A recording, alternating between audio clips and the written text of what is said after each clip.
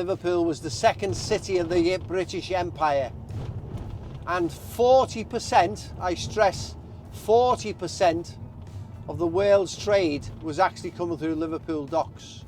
That's how important Liverpool became. Liverpool recently has been voted the third favourite city for tourists to visit in this country. Now London is always going to be number one, it's our capital. And Edinburgh is number two. And Liverpool is number three.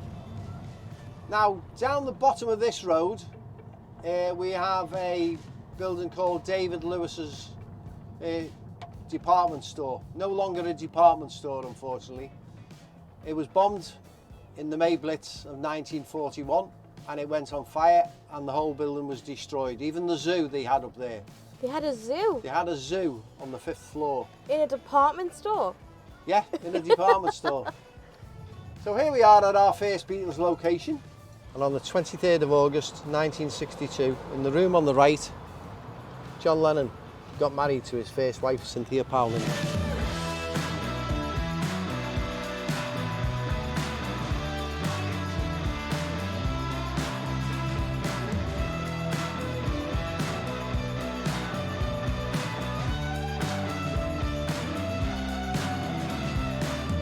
And in Liverpool it's known by three very affectionate nicknames. It's known as Paddy's Wigwam, the Mersey Funnel and the Pope's Launchpad. So you pick on any of them. I think my favourite's the Mersey Funnel.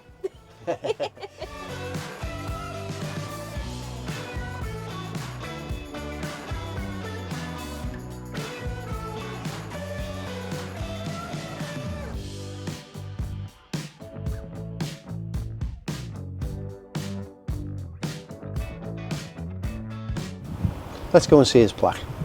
Now John met Yoko in the Indica Gallery in London. She had an exhibition there and it was called Unfinished Paintings and Objects. John and Yoko also went on to have exhibitions together. Syracuse, New York, they had an exhibition called This Is Not Here exhibition. So this is not here either. Julia Lennon and Stanley, his son. And John was born at 6:30 on the 9th of October 1940. All them years ago, that little baby was carried from this doorway. 40 very short years later, his life was taken from us.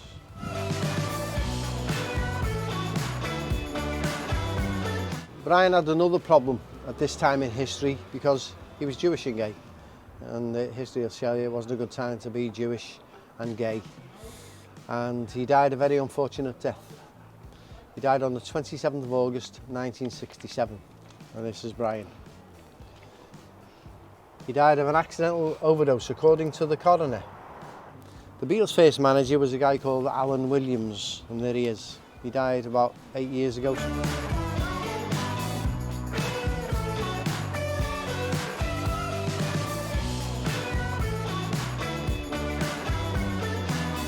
So around the corner is John's Art College, and this is where he'd go in and have a drink at lunchtimes. And they'd often not go back to our college, and our teacher would bring all the equipment round, teach him in the pub. Okay, so we're standing outside the Liverpool Institute High School for Boys, one of the best schools for boys to go to in Liverpool. The two most important pupils, or two of the most, were actually George Harrison and Paul McCartney, who went here from the age of 11. Now George didn't like school a lot, he was a rebel, failed all his exams in here too. Even though he passed his 11 plus with good standard, he got in here. But when he got here, it's a totally different type of school. That is Paul McCartney's fame school. Paul, pre-COVID, was here 3, 4, 5 times a year sometimes. He would teach himself. He gives master classes. And there's a picture of him doing so.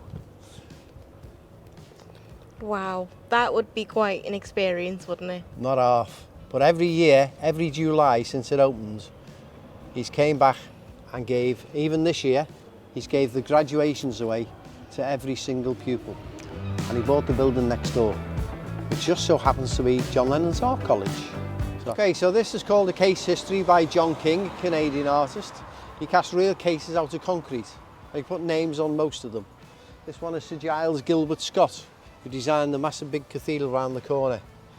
He also designed the red telephone box too. There is one in the cathedral. Charles Dickens There's little plaques on the side here. He came to Liverpool quite a lot. He gave readings in lots of buildings, including the school. Stayed in the Adelphi Hotel, not the one you see there now. They made his favourite turtle soup. They kept live turtles in the cellar to make the soup. Turtle soup. It was world famous turtle soup as well. Oh. He used to send them down to London and around the world. This one is the medical bag of Dr. William Henry Duncan. He became Liverpool's first medical officer for health, the first in Great Britain. With all the dysentery, cholera, typhoid, in 1846, he became Britain's first medical officer of health. In 1848, he got together with James Newland, and together in Liverpool they built the world's first integrated sewerage system, 10 years before London. Now, because of what he'd done, we have bestowed upon him the highest honour in Liverpool we could possibly give him. We named a pub after him. Dr. Duncan's. It's an honour.